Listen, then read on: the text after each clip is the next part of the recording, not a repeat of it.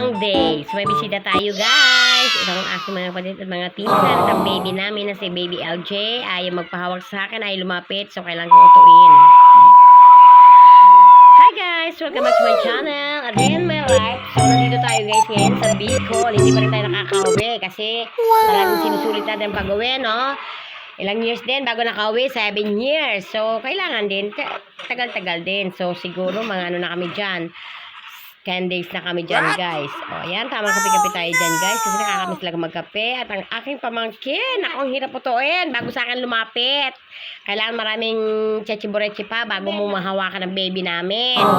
Yung aking pamangkin na napaka-pogi. At ito, nandito sila sa labas at tinatanaw nila ang kanilang papang nasa manukan para lang mautuko, di ba? Kailangan meron tayong gagawing strategy para lumapit sa ating aking pamangkin. Ito ang aking bunso na si Baby Dave.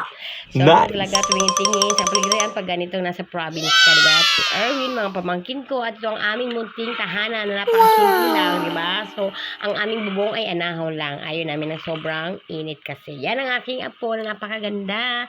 At ito ang aking mga pinsan. So, abang-abang na lang ako dahil libre ko sila ng mga manicure, pedicure. Siguro mga sabihin tayo ng manicure ko at ang gaban ko. Makeup lang. So, abang-abang sila sa akin dahil yun ang pasalubong ko sa kanila. Manicure, pedicure, and then ribbon dahil ay may bisita kaming papariti. Walang post.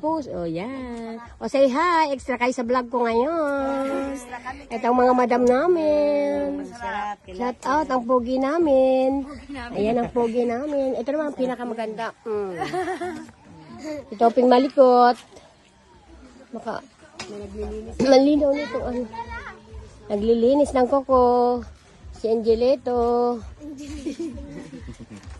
Pakaraya. Kain na, Papa. Ana, isend mo sa akin to, Bea. Kasi